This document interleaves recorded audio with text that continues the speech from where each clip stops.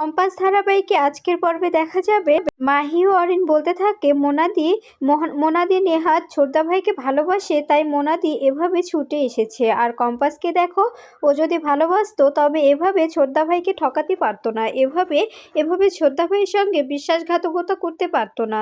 এরপরে মোনালিসা বলতে থাকে, মাহি তুমি শুধু আমার কষ্টটা বুঝছো। এরপরে দেখা যায় কম্পাস উপরে দাঁড়িয়ে থাকলে তখন মোনালিসা কম্পাসকে ইশারা করে বলতে থাকে, কি কম্পাস, খেলাটা কেমন ঘুরিয়ে দিলাম দেখতে পেলি তো? তখন দেখা যায় কম্পাস মনে মনে বলতে থাকে, আমি তোমাকে ছাড়বো না মোনা ম্যাডাম। এভাবে এভাবে মিথ্যে একটি একটি খেলা খেলে তুমি ভেবেছো জিতে যাবে? কিছুতেই জিততে পারবে না, এটা আমি কিছুতেই হতে দেব না। এরপরে দেখা যায় কম্পাস উপরেই দাঁড়িয়ে থাকে। তখন দেখা যায় ঋতুজা বিহানকে বলতে থাকে, শোনো বিহান, তুমি কিন্তু ভুল বুঝছো। আর তুমি এভাবে মোনালিসাকে বিশ্বাস করে এরকম করে একটি সিদ্ধান্ত নিতে পারো না। এরপরে দেখা যায় মোনালিসা বলতে থাকে, ঋতুজা আন্টি এবার অন্তত আমাকে বিশ্বাস করো। তখন দেখা যায় ঋতুজা বলতে থাকে, আমি জানি যে এই বুদ্ধিটা মোনালিসার মাথা থেকে কিছুতেই বেরোতে পারে না, আর এটার পেছনে অন্য কোনো মাথা কাজ করছে। তা মোনালিসা কোন মাথা কাজ করছে যদি বলতে, তবে একটু আমার সুবিধে হতো, বুঝতে পারতাম যে তোমার মাথার পিছনে অন্য বড় মাথাটি কার। তখন দেখা যায় মোনালিসা বলতে থাকে, আন্টি তোমাকে আমি তো বারবার বলছি, এবার অন্তত পক্ষে আমাকে একটুবার বিশ্বাস করো।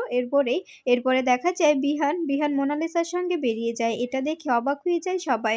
ওপর থেকে কম্পাসও রেগে যায়, আর আর ঋতুজার সামনেই কম্পাস রেগে মেগে সেখান থেকে চলে যায়। এরপরে ঋতুজা বলতে থাকে, মেয়েটা অনেক কষ্ট পেয়েছে। আমার ছেলেটার আমি যে কি করি না, ছেলেটা কিছুতে নিজের ভালোটা বুঝতে পারে না। এদিকে দেখা যায় অভিজ্ঞান দত্তকে কোর্টে নিয়ে যাওয়ার জন্য গাড়ি থেকে নামানো হয়। এরপরে সেখানে অভিজ্ঞান দত্তের সঙ্গে দেখা করতে আসে অখিলেশ। এরপরে অখিলেশ বলতে থাকে, ব্যাপারটা তো খুব ভালো জমে গেল, আপনি শেষ মুহূর্তে এমন চাল কোথা থেকে দিলেন? এরপরে অভিজ্ঞান দত্ত বলতে থাকে, কোন চালের কথা বলছেন আপনি? তখন দেখা যায় অখিলেশ বলতে থাকে, কেন এই যে কম্পাসদের বিয়ের ছবিটা।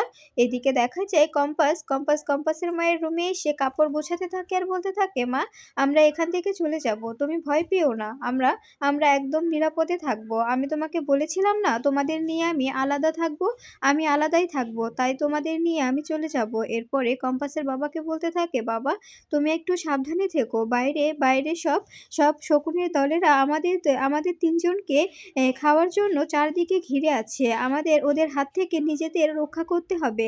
তুমি কিন্তু হুটহাট করে কোথাও বেরিয়ে যেও না, তুমি একদম একদম যে ঠিকঠাকভাবেই এই ঘরেই বসে থাকবে। এরপরে দেখা যায় ঋতুজা এসে বলতে থাকে, কম্পাস আমি খুব ভালো করে জানি এটা একটি নতুন চাল তোর আর বিহানের মধ্যে ঝামেলা পাকানোর জন্য, কিন্তু এই কাজটা কে করতে পারে? তখন দেখা যায় কম্পাস বলতে থাকে, আচ্ছা আচ্ছা মা, তুমি কি বুঝতে পারছো এটা কিসের জন্য করা হয়েছে? তখন দেখা যায় ঋতুজা বলতে থাকে, না রে, আমি বুঝতে পারছি না। তখন কম্পাস বলতে থাকে, এটা করা হয়েছে শুধুমাত্র তোমাকে তোমাকে আর আমাকে কষ্ট দেওয়ার জন্য। আর এটা তুমি বুঝতে পারছো না যে যখন আমাদের বিয়েটা হয়েছিল তখন সবাই জানতো আমি মোনা ম্যামের বাড়ির কাজের লোক, আর আর আমি একটি আমার কোনো মেধা নেই, আমার কোনো পড়াশোনার শক্তি নেই, আর সবকিছু মোনা ম্যাডাম ব্রিলিয়ান্ট স্টুডেন্ট। আর আর যারা এই কাজটা করেছে তারা চেয়েছিল যে আমাকে তোমার বাড়ির বউ করে তোমাকে কষ্ট দেওয়াতে, আর সেটা তো হলো না, উল্টো তুমি আমাকে ভালোবাসতে শুরু করলে। আমি বলে দিলাম যে আমি ব্রিলিয়ান্ট মোনালিসার হয়ে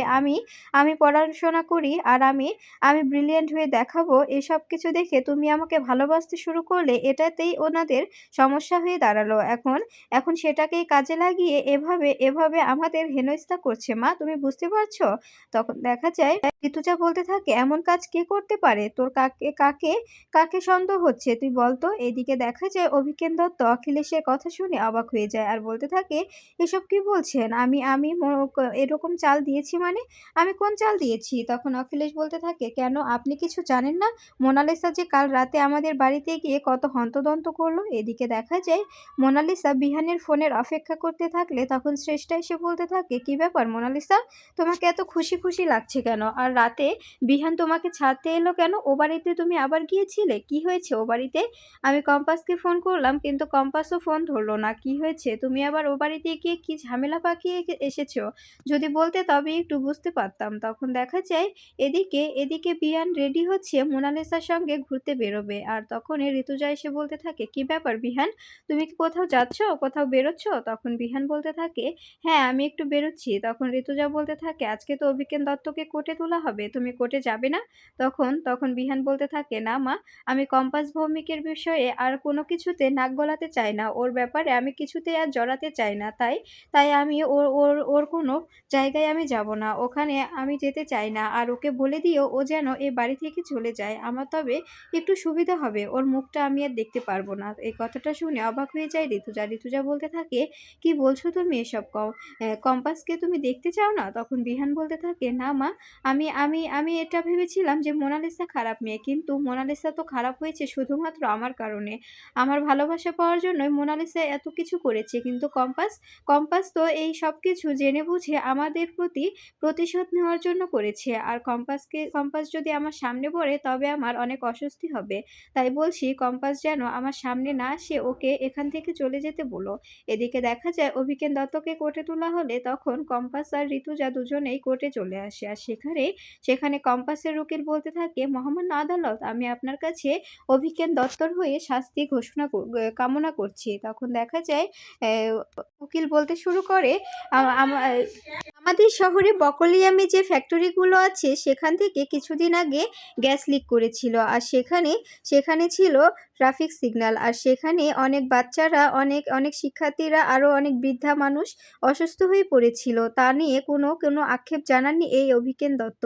অনেক কিছু হয়েছিল, অনেকজনই মৃত্যুর সঙ্গে লড়াই করেছে। কিন্তু ঘটনাক্রমে তারা বেঁচে গেছে অবশ্য, কিন্তু তাদের তো অনেকটাই কষ্ট হয়েছে। কিন্তু ওনারা যদি মরে যেত, ওনাদের জীবনের দায়ভার কে নিত?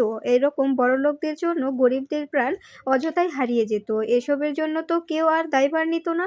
মহামান্য আদালত, এটার জন্য এই অভিজ্ঞান দত্তই দায়ী। কারণ বকলিয়ামে যে ফ্যাক্টরিগুলো আছে সবগুলোর মালিক এই অভিজ্ঞান দত্ত। এই কথাটা বললে তখন দেখা যায় মহামান্য আদালত শুনে অবাক হয়ে যায় আর সবকিছু লিখতে থাকে। তখন দেখা যায় অভিজ্ঞান দত্ত মনে মনে বলতে থাকে, বলে নাও, একটু পরেই খেলাটা জমে যাবে।"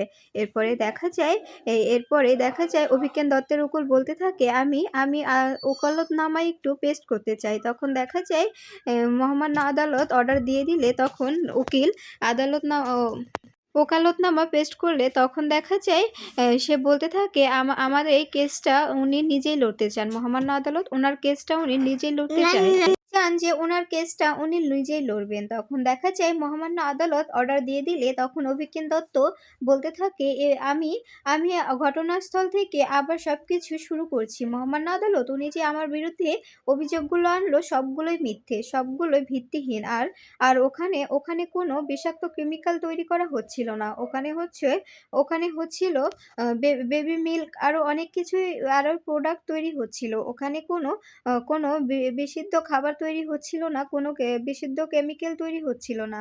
আর ওনারা যেগুলো কথা বলল আমাকে এভাবে ব্লেম দিল, সবটাই মিথ্যে। আর সেগুলোর প্রমাণ আমি আদালতে পেস্ট করতে পারবো। এদিকে দেখা যায় কম্পাস ঋতুজাকে বলতে থাকে, "আচ্ছা মা, উনি তো নিজের কেসটা নিজেই লড়ছেন, এখন কি করবে?" তখন ঋতুজা বলতে থাকে, "আমি জানতাম যে উনি এমনটাই করবে, তাই আমি আগে থেকেই সব ব্যবস্থা করে রেখেছি।" এরপরে দেখা যায় এদিকে অখিলেশ কিঞ্জলকে বলতে থাকে, এবারের মতো হয়তো আমরা বেঁচে গেলাম। আমাদের নাম অবভিয়াসলি এখনো উঠেনি।" এদিকে দেখা যায় বিহান মোনালিসাকে ফোন করলে তখন মোনালিসা একটি লোককে নিয়ে বিহানের সামনে এসে দাঁড়ায়। লোকটিকে দেখে অবাক হয়ে যায় বিহান। বিহান বলতে থাকে, "ইনি কে মোনালিসা? এনাকে কেন ডেকে এনেছো তুমি? এনাকে কেন এনেছো?" তখন দেখা যায় মোনালিসা বলতে থাকে, "তোমাকে এনার ব্যাপারে বলবে মুক্তি মাসি।" মুক্তি মাসির কথা বলা মাত্রই অবাক হয়ে যায় বিহান। ঠিক তখনই মুক্তি আড়াল থেকে বেরিয়ে এলে তখন বিহান বলতে থাকে, "মুক্তি মাসি, তুমি তো বাইরে চলে যেতে চেয়েছিলে। তুমি এখনো এখানে আছো, তবে আমাদের কেন মিথ্যে বলেছিলে?" তখন দেখা যায় মুক্তি বলতে থাকে, "আমি যদি তোমাদের মিথ্যে না বলতাম তবে কি এই সত্যটা সবার সামনে আনতে পারতাম বলো?"